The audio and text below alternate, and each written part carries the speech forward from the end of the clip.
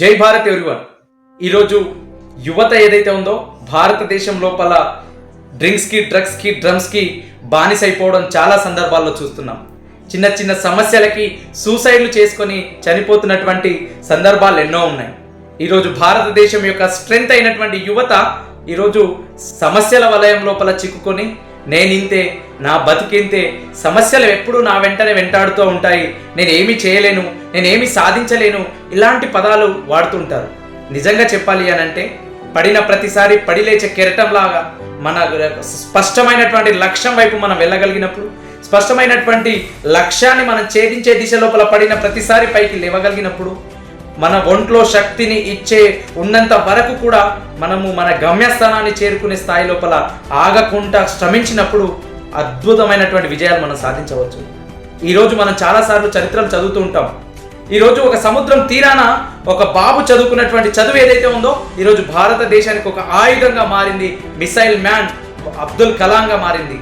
ఈరోజు అబ్దుల్ కలాం గురించి మాట్లాడాలి అని అంటే చాలా సందర్భాల లోపల తన గురించి మనం తెలుసుకుంటూ ఉంటే నిజంగా కళ్ళలో నుండి నీళ్ళు వస్తాయి.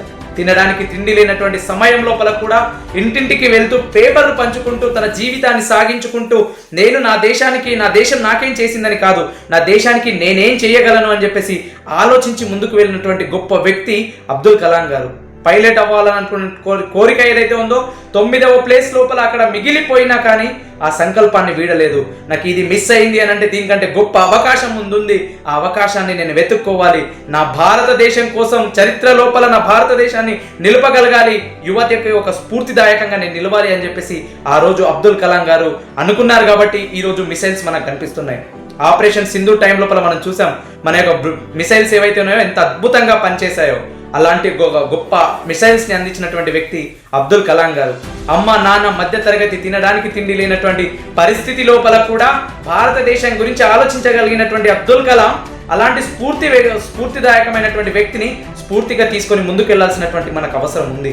ఎందుకనంటే ఈరోజు మనం ఓడిపోలేదు, గెలవడానికి మన ఒంట్లో ఉన్నటువంటి సత్తువని మనం బయటకు తీసుకెళ్దాం. కండలు కరగని, ఎముకలు విరగని, రక్తం పారని, గుండెలు పగలని విజయకాంక్ష మీదైతే ఆ ఊపిరిని ఆపుట ఎవరి తరం అనే ఒక సినిమా లోపల ఒక రైటర్ రాస్తుంటాడు.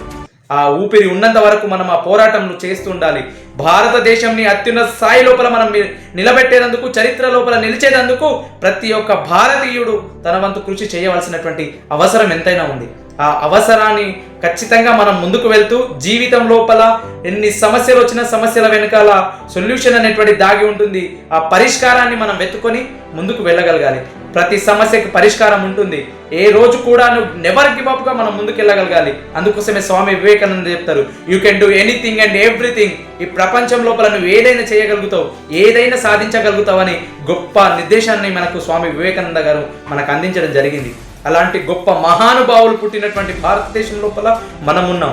భారతదేశం లోపల ఎలాంటి గొప్ప వాళ్ళు జన్మించారు అని అంటే గుండెల పైన తుపాకులు పెట్టి మిమ్మల్ని కాల్చి చంపివేస్తామని ఒక బ్రిటిష్ వారు తెల్ల కుక్క చెప్తా ఉంటే అప్పుడు ఛాతిని విప్పి చంపితే చంపుకో, నన్ను చంపవచ్చు కానీ నా ఆశయాన్ని చంపలేదని చెప్పేసి 23 సంవత్సరాల లోపల తన ప్రాణాలను త్యాగం చేసినటువంటి భగత్ సింగ్ పుట్టినటువంటి నేల ఇది.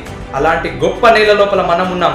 ఒక్కసారి భారతదేశం లోపల మనం కూడా మన ఎంతో శక్తిని వంచి మనం భారతదేశాన్ని ముందుకు తీసుకెళ్దామని కోరుకుంటూ జై హింద్, జై Bharat. This is Narahari Nayak shining of. ఈ నాలెడ్జ్ పిల్ల ఏదైతే ఉందో మీకు యూస్ అవుతుంది అని అంటే ఇలాంటి వీడియోస్తోని రోజు మేము ముందుకు వస్తుంటాం. మీరు చేయాల్సినటువంటిది ఒకటి కింద ఉన్నటువంటి సబ్స్క్రైబ్ బటన్ని నొక్కి పెట్టేసుకోండి. జై హింద్, జై భారత్.